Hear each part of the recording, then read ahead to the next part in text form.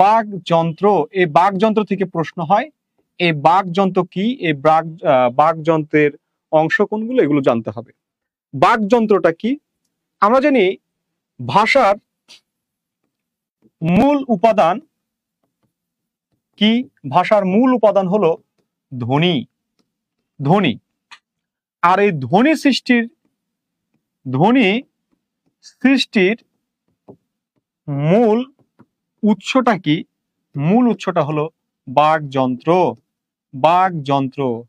এই বাকযন্ত্র শব্দটা যদি আমরা সন্ধি বিচ্ছেদ করি তাহলে হবে বাক যোগ যন্ত্র। এটা আসলে বাক মানে কি?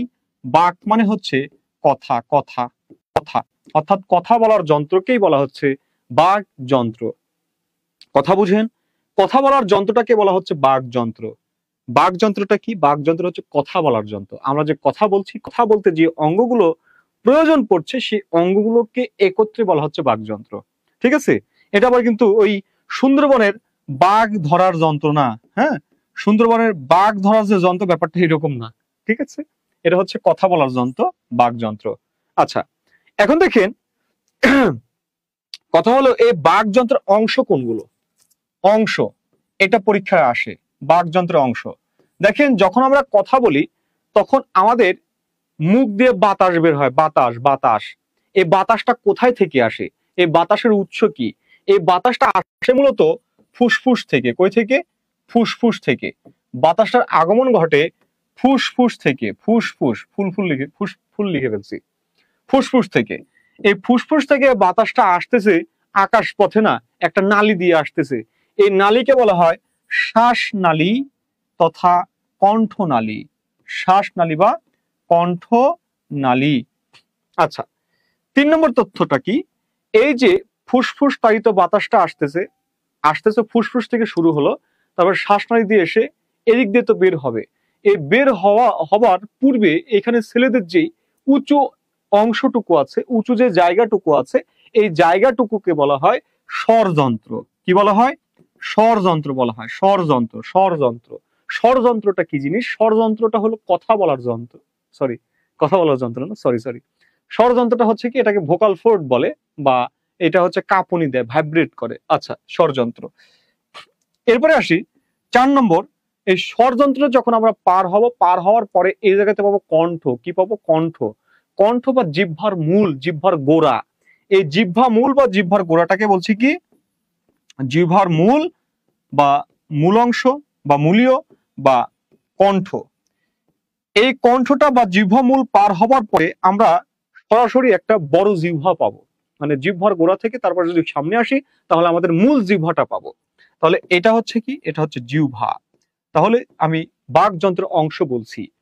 এরপরে যখন জিহ্বা পার হবার পরে আমরা যখন উপরের দিকে যাব, ওপরে জিহ্বার গোড়ার দিকে, আমরা গোড়া থেকে যখন উপরের দিকে তাকাবো দেখবো এই জায়গাতে একটা ছোট্ট জিহ্বা ঝুলে আছে, যেটাকে আমরা বলছি কি? যেটাকে আমরা বলছি আল জিহ্বা। আল জিহ্বা, ছোট জিহ্বা যেটা, সেটাকে আমরা বলছি আল জিহ্বা। ওকে, ফাইন। এই আল জিহ্বা পার হবার পরে আমরা দেখবো এই জায়গাতে একটি নরম অংশ আছে, নরম অংশ।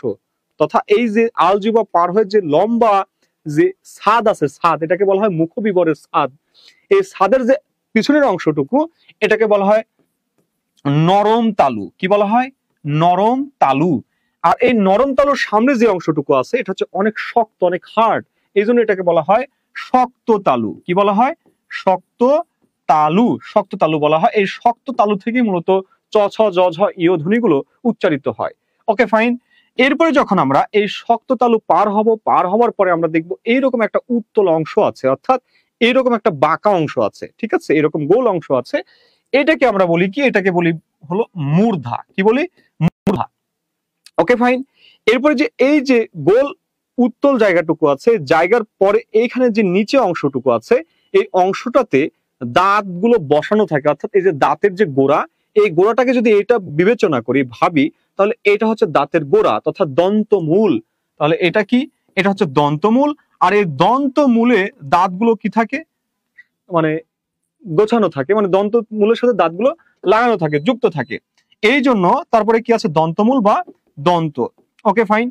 এরপরে আরেকটা বিষয় লক্ষ্য করব, এটা যদি দন্তমূল হয়, দাঁতের গোড়া হয়, এই দাঁতের গোড়ার উপরের যে অংশটুকু আছে এটা হচ্ছে মূর্ধা। এটা কি? এটা হচ্ছে মূর্ধা। এই মূর্ধাকে এইভাবে বলা হয়, তথা এটা হচ্ছে দাঁতের গোড়ার পেছনে। এই জন্য এই মূর্ধাকে আরেকটি ভাবে বলা হয় পশ্চাৎ দন্তমূল। কি বলা হয়? পশ্চাৎ দন্তমূল, অর্থাৎ দন্তমূলের পেছনে কি আছে? মূর্ধা। এই মূর্ধাকে বলা হয় পশ্চাৎ দন্তমূল। পশ্চাৎ দন্তমূল কি বলা হয়? পশ্চাৎ দন্তমূল। ওকে, ফাইন। এরপরে আসি 11 নম্বর, যেটা আমরা দাঁত পেলাম, তারপরে জিহ্বা পেলাম। এই জিহ্বা এবং দাঁতের বাইরে যেটা আছে সেটা হচ্ছে ওষ্ঠ। সেটা কি? সেটা হচ্ছে ওষ্ঠ। ওষ্ঠ, ওষ্ঠ কি? ঠোঁট। এই ঠোঁটের বাইরে আরেকটা জায়গা আছে, সেটা হচ্ছে কি? এই যে নাক। এই নাকটাও হচ্ছে বাকযন্ত্রের অংশ। শুধু নাকটাই বাকযন্ত্রের অংশ না, নাকের যে দুইটা ছিদ্র আছে, যেটাকে আমরা বলি কি নাসারন্ধ্র, এই নাসারন্ধ্রটাও হচ্ছে কি? নাসারন্ধ্রটাও হচ্ছে বাকযন্ত্রের অংশ, নাসারন্ধ্র। তাহলে আমি এখান থেকে এই যে 1 নম্বর থেকে 13 নম্বর পর্যন্ত যে অঙ্গগুলোর কথা বললাম, এই অঙ্গগুলোই হলো মূলত বাকযন্ত্রের অংশ। এগুলো কি? এগুলো হচ্ছে বাকযন্ত্রের অংশ। তাহলে বাকযন্ত্রের অংশ কোনগুলো? ফুসফুস, আমি আবারও রিপিট করছি, ফুসফুস, শ্বাসনালী, স্বরযন্ত্র, কণ্ঠ বা জিহ্বামূল, জিহ্বা, উপরে আছে আলজিহ্বা, আলজিহ্বার পরে আছে নরম তালু, নরম তালুর পরে আছে শক্ত তালু, শক্ত তালুর পরে আছে উত্তল অংশ মূর্ধা, মূর্ধার পরে আছে দন্তমূল, দন্তমূলের পরে আছে দাঁত, দাঁতের পরে আছে ঠোঁট, ঠোঁটের পরে আছে নাক, আর আছে কি? নাসারন্ধ্র। এই হচ্ছে আমাদের বাকযন্ত্রের অংশ। আর এই বাকযন্ত্রের অংশগুলো ব্যবহার হয়ে ধ্বনি উচ্চারণ হয়। এখন আপনাকে প্রশ্ন করবে, নিচের কোনটি বাকযন্ত্রের অংশ, অথবা নিচের কোনটি বাকযন্ত্রের অংশ নয়? কথা বোঝা গেল? এতটুকু বুঝেছেন সবাই? একটু কমেন্ট করেন।